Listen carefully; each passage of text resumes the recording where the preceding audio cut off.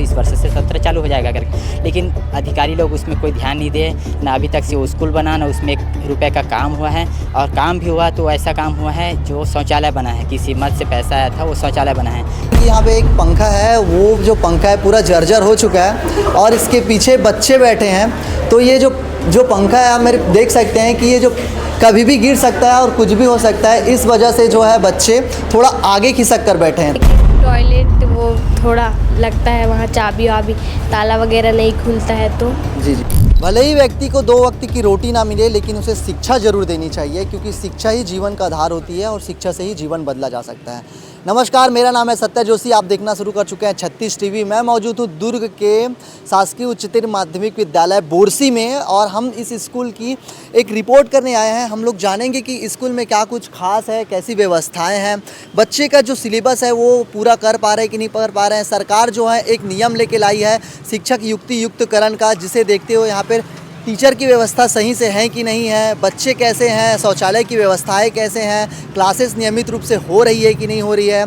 और यहाँ पर कोई पता चला है कि जो इस स्कूल में जो है तीनों मिडिल, प्राइमरी, हाई स्कूल की जो कक्षाएं एक साथ होती हैं। और ये भी पता चला है कि यहाँ पे बच्चों की जो एडमिशन फॉर्म तो भर लिया गया था स्वामी आत्मानंद के लिए, लेकिन यहाँ पे बच्चों की लिस्ट जारी नहीं हुई है। यहाँ पे जो एडमिशन का फॉर्म है वो 15 जून से पहले भर चुका था, और यहाँ पे जो लिस्ट है वो आज 30 जून है, जो मैं वीडियो बना रहा हूँ, अभी तक जारी नहीं हुई है। तो इसके बीच में इस बात को पता चले कि 15 दिन का जो पढ़ाई हुई है उससे जो बच्चों की शिक्षा पे जो असर पड़ेगा, बच्चे पीछे हो गए हैं, इसी को जानने के लिए हम स्कूल आए हैं। हम स्कूल में जानेंगे कि क्या कुछ समस्याएं हैं। यहाँ पे जो पालक हैं वो भी हमसे बात करेंगे कि बालक की क्या समस्याएं हैं और क्या कुछ उन्होंने कहा है। आइए चलते हैं। मैं मौजूद हूँ अभी क्लास 12वीं में, जहाँ पे बच्चे पूरे सब्जेक्ट के जो बच्चे हैं कंबाइंड बैठे हैं। हम उनसे जानेंगे कि क्या उनकी कक्षाओं में जो कक्षाएं नियमित रूप से संचालित होती है, कौन से सब्जेक्ट के जो टीचर्स हैं यहाँ पर अवेलेबल नहीं है, और जो छोटी कक्षाओं में क्लास लेने से उनको क्या दिक्कतों का सामना करना पड़ता है। क्या नाम है आपका?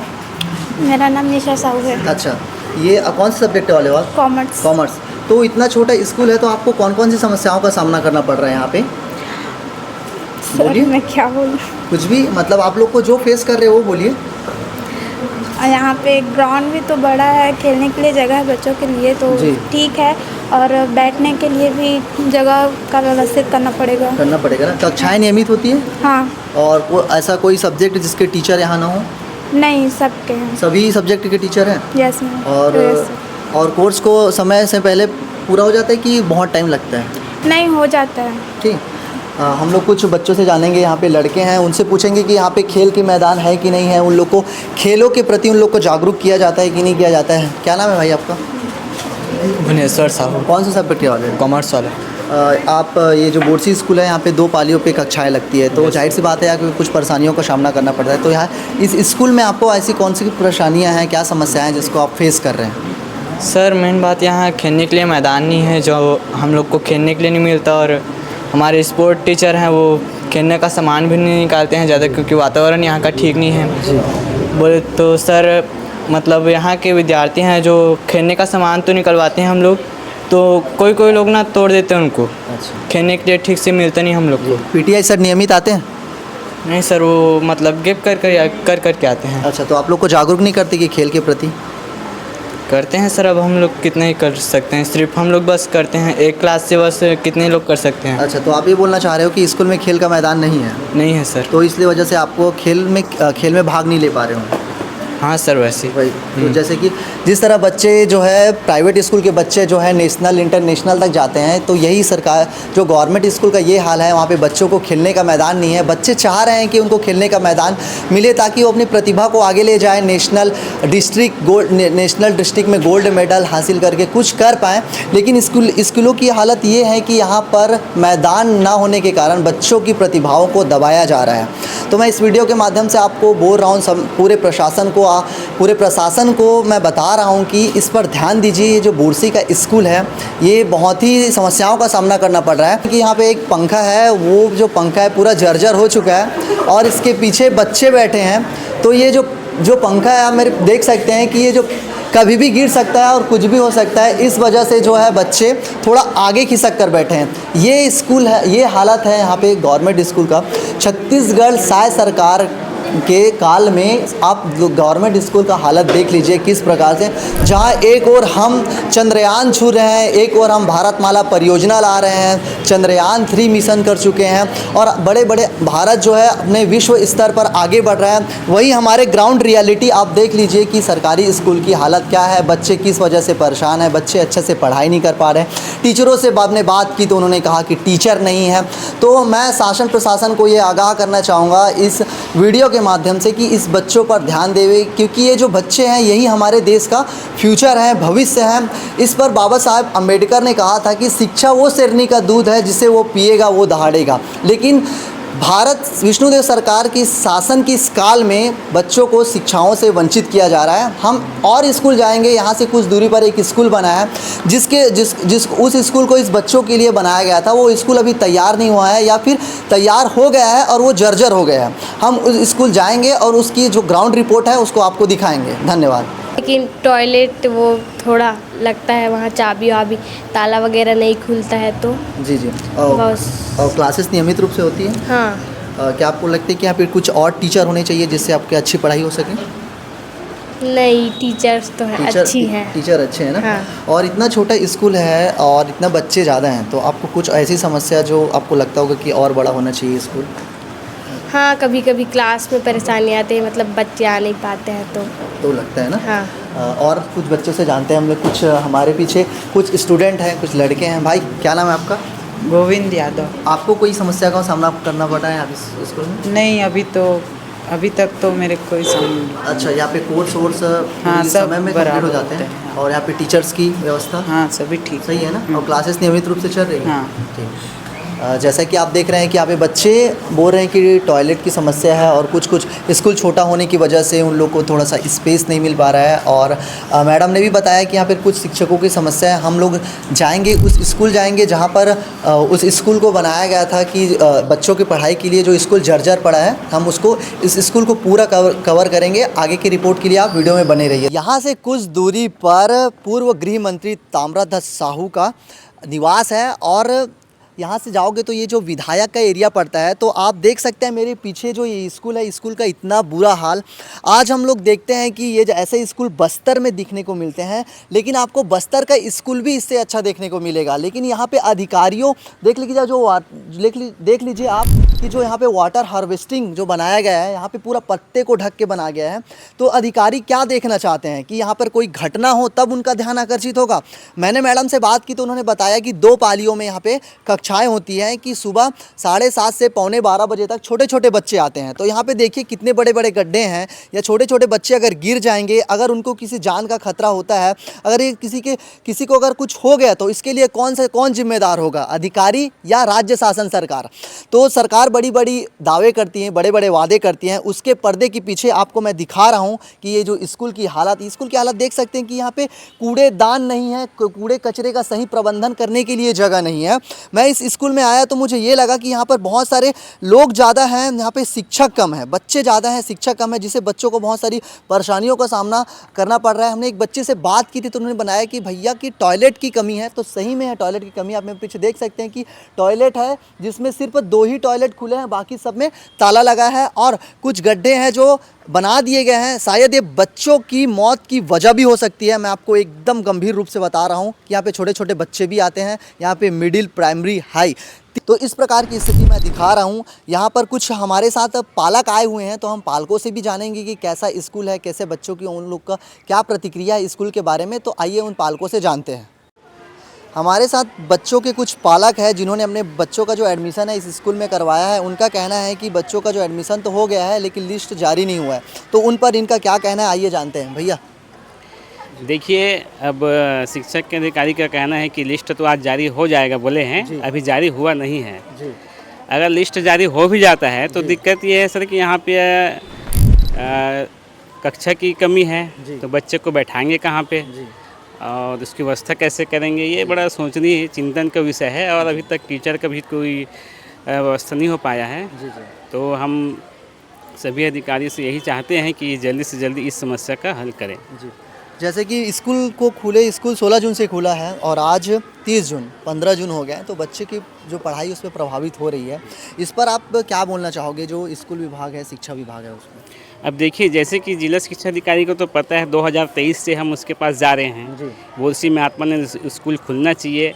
बार बार ये बात रिपीट हो रही है, सभी को, जितना भी विधायक हैं और अधिकारी है, सबको इस चीज़ का ज्ञान है। जी। और उसके बाद भी अभी तक कुछ रिजल्ट आया नहीं है। और बच्चों का नुकसान तो हो ही रहा है भैया। 1 महीना हो गया स्कूल खुले हुए, अभी तक कोई बच्चे स्कूल नहीं गए हैं। जी जी। इसी आशा के साथ नहीं भेजे हैं कि अब खुलेगा तब खुलेगा। और जब भी गए हैं तो बोलते हैं लिस्ट अब आएगा, कल आएगा, परसों आएगा, बस यही संतावना दे रहे थे। आसम जी रहे हैं। जी जी, आशा में रख रहे हैं। तो क्या बोलना चाहोगे आप शासन प्रशासन को इसके बारे में भैया? देखो, हम लोग पहले हमारे बच्चों को आरटी के तहत अमृत शर्मा पब्लिक स्कूल था, वहाँ एडमिशन करवाए थे। तो कोरोना के बाद से वो स्कूल बंद हो गया है। उसके बाद हम लोग बहुत प्रयास किए, तब जाके उन लोगों को, हमारे बच्चों को उतई आत्मानंद में दिए। बोरसी आत्मानंद स्कूल का उस समय खुलने वाले थे, लेकिन किसी कारणवश से नहीं खुल पाया था। तो अभी वो बच्चे पिछले साल से उतई आत्मानंद में पढ़े हैं। तो अभी इस वर्ष से पहले से शायद इसके लिए आवेदन लेना चालू हो गया था, तो हम लोग आवेदन भर चुके थे। हम लोग सोच रहे थे कि 15 जून से स्कूल चालू हो जाएगा करके, तो अभी तक स्कूल चालू नहीं हुआ। आज शायद मेरे ख्याल से 30 जून है, तो 30 जून हो गया, लेकिन अभी तक से यहाँ लिस्ट जारी नहीं हुआ है। आज जारी करेंगे करके बोल रहे थे, विधायक जी के पास गए थे, तो विधायक जी ने शायद डीओ सर से बात किए, तो फिर आज यहाँ के प्रिंसिपल जो प्रभारी हैं उनसे शायद फ़ोन से बात करके आज लिस्ट जारी करवा रहे हैं। अब हम लोग, ठीक है, ये तो लिस्ट जारी आज हो जाएंगे, लेकिन अभी भी चिंता सता रही है कि वो स्कूल कब से आएंगे। यहाँ ना बैठने की व्यवस्था, कक्षाएं हैं ऑलरेडी। यहाँ प्राइमरी स्कूल संचालित है, एक ही स्कूल में प्राइमरी है, मिडिल है और हायर सेकेंडरी है। तो उसके बाद फिर ये पीएम-श्री भी है, उसके बाद फिर ये आत्मानंद बन जाएगा। तो ये समस्या सचा रही है कि हमारे बच्चे कहाँ पढ़ेंगे, कहाँ बैठेंगे। और ये भी दिक्कत है कि बोरसी जो वहाँ का आज से एक बोरसी स्कूल बना हुआ है नया भवन, वो लगभग 2014 में बना हुआ है और अभी तक से वहाँ खंडहर पड़ा हुआ है। टोटल लगभग 9 या 11 साल हो गया स्कूल को खंडहर पर। तो उसको 1 वर्ष पूर्व पिछले साल हम लोग गए थे, तो बोले थे कि वहाँ का स्कूल पहले बन जाएगा, तो इस वर्ष से सत्र चालू हो जाएगा करके। लेकिन अधिकारी लोग उसमें कोई ध्यान नहीं दिए, ना अभी तक से वो स्कूल बना, ना उसमें 1 रुपये का काम हुआ है। और काम भी हुआ तो ऐसा काम हुआ है जो शौचालय बना है, किसी मद से पैसा आया था, वो शौचालय बना है। अब बच्चे जब नहीं जा रहे तो शौचालय का क्या मतलब? जब बच्चे जाएंगे तभी तो शौचालय का मतलब है ना। अब बच्चे ही नहीं जा रहे तो शौचालय का कोई उपयोग नहीं है। ज़बरदस्ती वो उसमें 2 शौचालय पहले से था, उसमें तीसरा शौचालय बना दिया है। ठीक है, तो वो तो पैसा का दुरुपयोग हो। आप बोल रहे हैं कि उस स्कूल में बच्चे को कक्षाएं संचालित भी नहीं की जा रही है, लेकिन वहाँ पे बेवजह शौचालय का निर्माण कर दिया था। तो वो ज़बरदस्ती फिजूल खर्चा है। 1 वर्ष पूर्व चाहते तो पूरा अभी तक से वो स्कूल बन के तैयार हो जाता, वहाँ का पूरा कार्य रूपरेखा चालू हो जाता। बच्चे इसी सत्र से, अभी से 15 जून से वहाँ कक्षाएं संचालित हो जाती, लेकिन अधिकारी लोग इसमें कोई तैयारी नहीं कर पाए पहले से ना। यहाँ के मेरे ख्याल से अभी वर्तमान विधायक जी को भी इसकी जानकारी थी, कलेक्टर मैडम को भी हम लोग पूरा, जो ऋषा चड्डा मैडम थी, नहीं जो थी कलेक्टर मैडम थी, उसको भी पूरा हम लोग सूचित किए थे कि इसको तत्काल जारी मतलब तैयार करवाया करके, लेकिन इसमें कोई कार्रवाई नहीं हुई। अभी तक से हम लोग देख रहे हैं कि हमारे बच्चे पढ़ेंगे तो पढ़ेंगे कहाँ। आप देख रहे हैं कि उतई का शायद मेरे ख्याल से 50 का सीट है। अभी हमारे बच्चे उतई में पढ़ रहे हैं, एक कक्षा में 50 का सीट है, और वहाँ अभी तक मेरे ख्याल से 70 से 80 बच्चे एक क्लास में पढ़ रहे हैं। तो वहाँ समस्या है, वहाँ भी पढ़ाई नहीं हो रहा है, और यहाँ देख रहे हैं तो स्थिति यहाँ की भी वैसी है। तो हमारे बच्चों का भविष्य अंधर में लटका हुआ है। अब मैं तो पिछले कम से कम 3 वर्ष से पूरा इसके लिए बहुत प्रयास कर रहा हूँ, आत्मानंद स्कूल बोरसी के लिए, लेकिन अभी तक से इसमें कुछ वो नहीं दिख रहा है। एक तरफ जो है माता पिता संघर्ष करते हैं अपने बच्चों को पढ़ाने के लिए, दूसरी तरफ शासन की लापरवाही से इन बच्चों का जो भविष्य है खतरे में है। हमने कुछ पालकों से बात की है।